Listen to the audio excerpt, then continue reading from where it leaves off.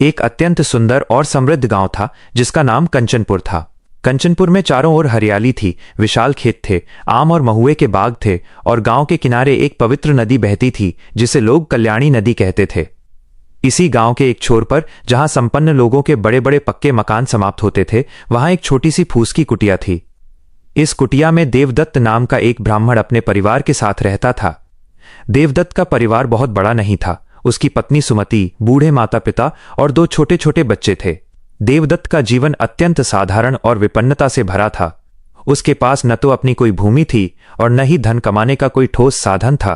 वो गांव में भिक्षाटन करके और कभी कभी किसी अनुष्ठान में पुरोहिती करके जो कुछ भी पा जाता, उसी से अपने परिवार का भरण पोषण करता था। विपन्नता और दुखों के इस महासागर में भी देवदत्त के पास एक ऐसी अमूल्य निधि थी जो बड़े बड़े राजाओं के पास भी नहीं होती थी, और वो निधि थी भगवान विघ्नहर्ता श्री गणेश जी के प्रति उसकी अनन्य भक्ति। देवदत्त बचपन से ही गणेश जी का परम भक्त था। उसके दिन की शुरुआत भगवान गजानन के स्मरण से होती थी और रात की अंतिम सांस भी उन्हीं के चरणों में अर्पित होती थी। देवदत्त ने कई वर्षों से प्रत्येक बुधवार को नियमपूर्वक और पूरी श्रद्धा के साथ व्रत रखने का संकल्प लिया था। बुधवार का दिन आते ही देवदत्त के चेहरे पर एक अलौकिक चमक आ जाती थी। वह सुबह सूर्योदय से पूर्व उठता, कल्याणी नदी के शीतल जल में स्नान करता और नदी के किनारे से पवित्र मिट्टी लाकर अपने हाथों से भगवान गणेश की एक सुंदर प्रतिमा बनाता था। फिर वो अपनी कुटिया के एक छोटे से कोने में, जिसे उसने पूजा का स्थान बनाया था, उस प्रतिमा को स्थापित करता था। बुधवार के व्रत के दिन देवदत्त के पास भगवान को अर्पित करने के लिए कोई कीमती सामग्रियां नहीं होती थीं। वो वन से जाकर दूर्वा चुनकर लाता, जंगली फूलों की माला गूंथता और भिक्षा में मिले थोड़े से अन्न से उसकी पत्नी सुमति बड़े चाव से शुद्ध लापसी या मोदक बनाती थी। देवदत्त अपनी कुटिया में मिट्टी का एक छोटा सा दीपक जलाता, मंत्रों का सस्वर पाठ करता और सच्चे मन से भगवान गणेश की आराधना करता था। पूजा के समय उसकी आंखें बंद होती थीं और उन बंद आंखों से भक्ति के अश्रु अविरल बहते रहते थे। वह भगवान से कभी अपने लिए धन दौलत नहीं मांगता था। वह केवल यही प्रार्थना करता था कि हे प्रभु, मेरा ये मन सदा आपके चरणों में लगा रहे और मेरे जीवन में चाहे जितने भी संकट आएं, मेरी श्रद्धा कभी डगमगाए नहीं। परंतु समय का चक्र बड़ा क्रूर होता है। देवदत्त की इस अटूट भक्ति के बावजूद उसके जीवन में कठिनाइयों का पहाड़ टूटने लगा। धीरे धीरे गांव में अकाल की स्थिति पैदा हो गई। खेतों में फसलें सूख गईं, नदियों का पानी घटने लगा और गांव के लोग स्वयं दाने दाने को तरसने लगे। जब संपन्न लोगों के घरों में ही अन्न का संकट हो गया, तो देवदत्त जैसे निर्धन ब्राह्मण को भिक्षा मिलना पूरी तरह बंद हो गया। कई कई दिनों तक देवदत्त के घर में चूल्हा नहीं जलता था। उसके बूढ़े माता पिता भूख से व्याकुल होकर खाट पर पड़े रहते थे। बच्चे भूख के मारे रोते रोते सो जाते थे। सुमति अपनी सूखी साड़ी के आंचल से बच्चों के आंसू पोंछती और खुद भी एकांत में रोती थी। एक दिन जब बुधवार का ही व्रत था, देवदत्त सुबह से भूखा प्यासा पूजा की तैयारी कर रहा था। घर में भगवान को भोग लगाने के लिए एक दाना भी अनाज का नहीं था। सुमति ने अत्यंत निराश होकर देवदत्त से कहा कि स्वामी, आज घर में बच्चों को देने के लिए भी कुछ नहीं है। आप भगवान की पूजा के लिए अन्न कहां से लाएंगे? माता पिता की तबीयत भी बहुत खराब है, उन्हें दवा की आवश्यकता है, लेकिन हमारे पास एक कौड़ी भी नहीं है। गांव के साहूकार से जो कर्ज लिया था, वो अब रोज हमारे दरवाजे पर आकर अपमानित करता है। समाज के लोग हमें अभागा कहते हैं और हमारी गरीबी का उपहास उड़ाते हैं। क्या आपके गणेश जी को हमारा ये दुख दिखाई नहीं देता? आप दिन रात उनकी भक्ति करते हैं, फिर भी हमारा ये हाल क्यों है? क्या आपकी भक्ति में ही कोई कमी है या भगवान वास्तव में निष्ठुर हैं? पत्नी के इन मर्मभेदी शब्दों को सुनकर देवदत्त का हृदय भीतर तक कांप गया, लेकिन उसका विश्वास अडिग रहा। उसने सुमति के सिर पर हाथ रखा और अत्यंत शांत स्वर में कहा कि सुमति, भगवान कभी निष्ठुर नहीं होते। ये हमारे पूर्व जन्मों के कर्मों का फल है, जिसे हमें भुगतना ही होगा। भगवान तो हमें इस दुख को सहने की शक्ति दे रहे हैं, यही उनकी सबसे बड़ी कृपा है। तुम धैर्य मत खो। जो प्रभु संसार के समस्त जीव जंतुओं का पेट भरते हैं, वे हमारे लिए भी कोई न कोई मार्ग अवश्य निकालेंगे। आज बुधवार है, मेरी पूजा का समय हो रहा है। तुम चिंता छोड़ो और भगवान का नाम लो। देवदत्त वन में जाकर दूर्वा और फूल ले आया। उसने सूखी मिट्टी से गणेश जी की प्रतिमा बनाई। सुमति ने रोते हुए घर के एक कोने में रखे पुराने बर्तन को खंगाला, तो उसमें से मुट्ठी भर सूखी लापसी के दाने मिल गए, जिन्हें उसने पीसकर पानी में घोला और भगवान के भोग के लिए तैयार किया। देवदत्त ने दीप जलाया और पूजा में बैठ गया। तभी दरवाजे पर एक जोर की आवाज हुई। गांव का क्रूर साहूकार धनीराम अपने दो लठैतों के साथ वहां आ धमका। उसने चिल्लाकर कहा कि अरे ओ ढोंगी ब्राह्मण, बाहर निकल। मेरा कर्ज चुकाने का समय कब का निकल चुका है और तू यहां बैठकर ढोंग कर रहा है। अगर आज तूने मेरे पैसे नहीं दिए तो मैं तेरी इस कुटिया को फूंक दूंगा और तेरे परिवार को गांव से बाहर निकाल दूंगा। देवदत्त पूजा से उठा और अत्यंत विनम्रतापूर्वक साहूकार के सामने हाथ जोड़कर खड़ा हो गया। उसने कहा कि साहूकार जी, मुझ पर दया करें। इस समय मेरे घर में फूटी कौड़ी भी नहीं है। जैसे ही मुझे कहीं से कोई काम मिलेगा या भिक्षा मिलेगी, मैं आपका एक एक पैसा चुका दूंगा। कृपया आज मुझे भगवान की पूजा कर लेने दें। आज मेरा बुधवार का व्रत है। साहूकार धनीराम ने अट्टहास किया और कहा कि तेरा ये गणेश तुझे खाने को देगा। यह व्रत और पूजा केवल कामचोरों के बहाने हैं। साहूकार ने गुस्से में आकर पूजा के स्थान की ओर कदम बढ़ाया और देवदत्त के मना करने के बावजूद उसने अपने पैर से मिट्टी की उस गणेश प्रतिमा को खंडित कर दिया और पूजा की थाली को दूर फेंक दिया। यह देखकर देवदत्त के प्राण जैसे शरीर से निकल गई। उसके लिए अपनी गरीबी का अपमान सहना सरल था, लेकिन अपने आराध्य का ऐसा घोर अपमान वो सहन नहीं कर पा रहा था। वो घुटनों के बल बैठ गया और खंडित प्रतिमा को देखकर फूट फूट कर रोने लगा। सुमति और बच्चे भी साहूकार के इस क्रूर व्यवहार को देखकर थर थर कांपने लगे।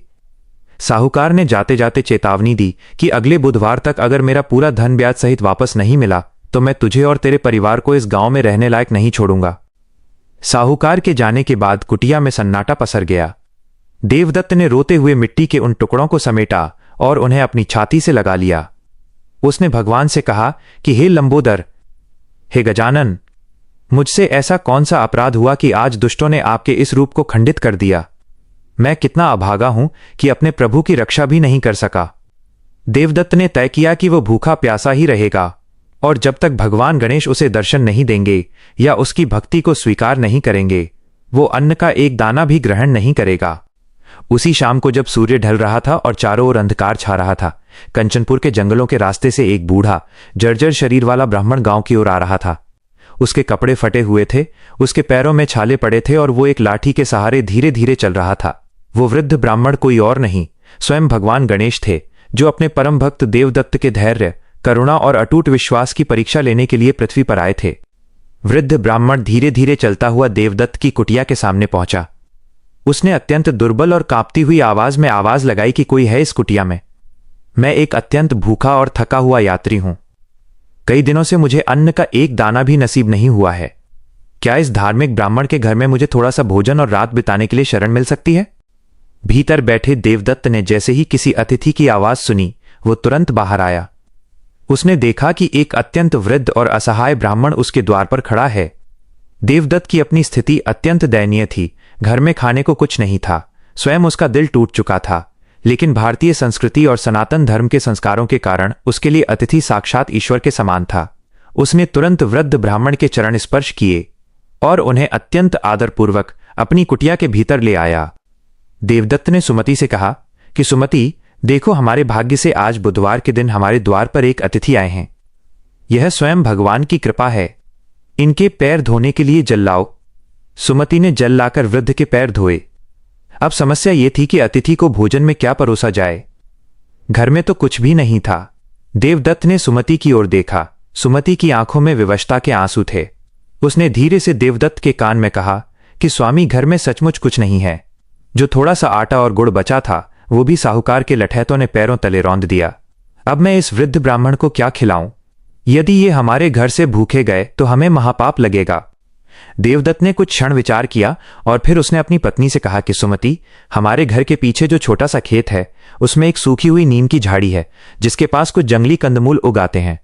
मैं अभी जाकर देखता हूं, शायद वहां कुछ मिल जाए। देवदत्त घने अंधकार में हाथ में एक छोटी सी लकड़ी लेकर बाहर निकला। वो कल्याणी नदी के किनारे वाले वन की ओर गया। वहां उसने कांटों के बीच ढूंढना शुरू किया। कांटों से उसके हाथ पैर लहूलुहान हो गए, लेकिन उसे अपनी परवाह नहीं थी।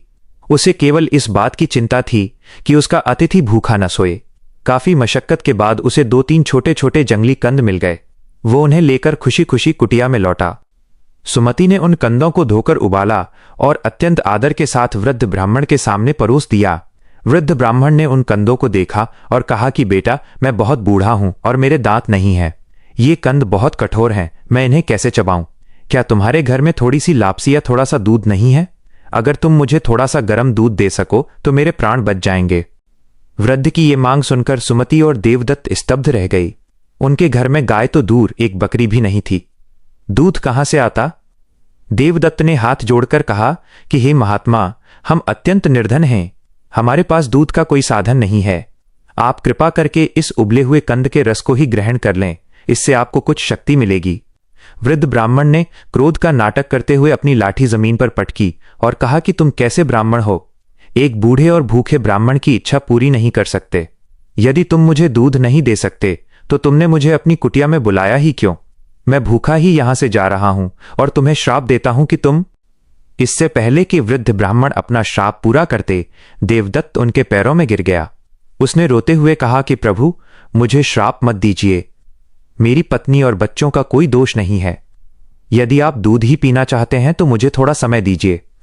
मैं अभी गांव के जमींदार के घर जाता हूं और उनसे भिक्षा में थोड़ा सा दूध मांगकर लाता हूं। आप कृपया यहां से भूखे मत जाइए। देवदत्त आधी रात को दौड़ता हुआ गांव के जमींदार विक्रम सिंह के विशाल महल के सामने पहुंचा। महल के मुख्य द्वार पर पहरेदार तैनात थे। देवदत्त ने पहरेदारों से गुहार लगाई कि भैया, मेरे घर एक वृद्ध ब्राह्मण भूखे बैठे हैं, उन्हें थोड़े से दूध की आवश्यकता है। कृपया जमींदार साहब से कहें कि मुझे थोड़ा सा दूध दे दें। पहरेदारों ने देवदत्त की फटी हालत देखकर उसे दुत्कारा और कहा कि भाग यहां से। इतनी आधी रात को जमींदार साहब को जगाने चला है? तू वही दरिद्र ब्राह्मण है ना, जो दिन भर घूमता रहता है? चल रास्ता नाप। देवदत्त ने हार नहीं मानी। वो महल के बाहर ही घुटनों के बल बैठ गया और जोर जोर से रोने लगा। उसकी रोने की आवाज सुनकर जमींदार विक्रम सिंह की नींद खुल गई। वो बालकनी में आया और उसने नीचे देखा। उसने पहरेदारों से पूछा कि ये कौन रो रहा है। पहरेदारों ने बताया कि हुजूर, ये गांव का वही गरीब देवदत्त है जो किसी बूढ़े ब्राह्मण के लिए दूध मांग रहा है। जमींदार विक्रम सिंह एक धार्मिक और दयालु व्यक्ति था। उसने तुरंत पहरेदारों को आदेश दिया कि देवदत्त को भीतर लाओ और हमारी गौशाला से एक बर्तन भरकर ताजा दूध उसे दे दो। देवदत्त को दूध मिल गया। वो बर्तन को अपनी छाती से चिपकाए हुए तेजी से अपनी कुटिया की ओर दौड़ा। रास्ते में पत्थर की ठोकर लगने से उसके पैर का अंगूठा टूट गया और खून बहने लगा, लेकिन उसने दूध की एक बूंद भी गिरने नहीं दी।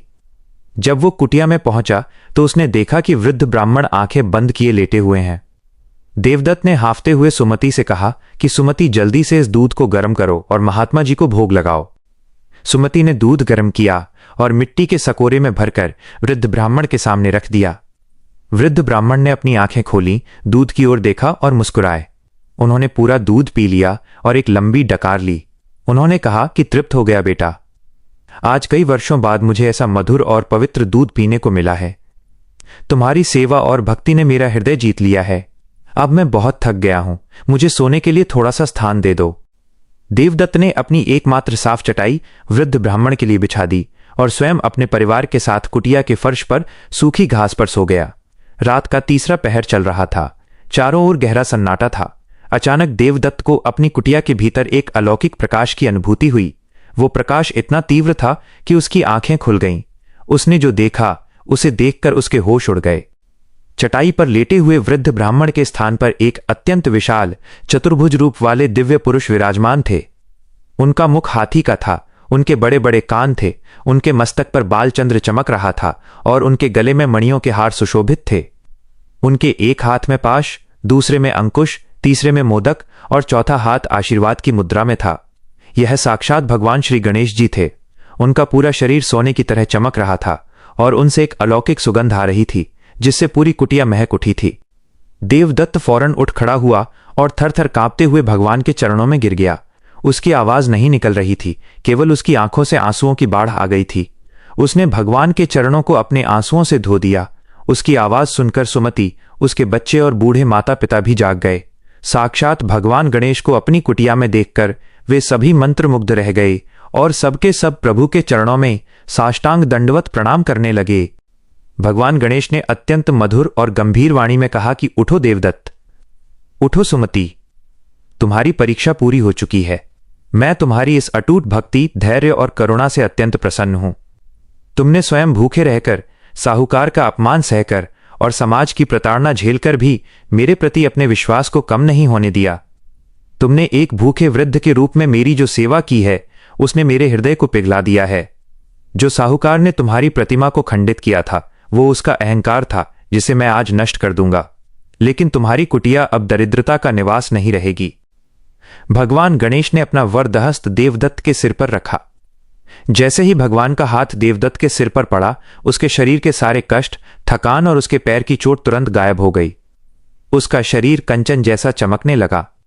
भगवान ने कहा कि देवदत्त, तुमने इतने वर्षों तक जो बुधवार का व्रत पूरी निष्ठा से किया है, आज उसका फल तुम्हें प्राप्त होगा। तुम्हारी ये फूस की कुटिया अब एक विशाल महल में परिवर्तित हो जाएगी। तुम्हारे घर में कभी अन्न, धन और वस्त्र की कमी नहीं होगी। तुम्हारे माता पिता पूरी तरह स्वस्थ हो जाएंगे और दीर्घायु प्राप्त करेंगे।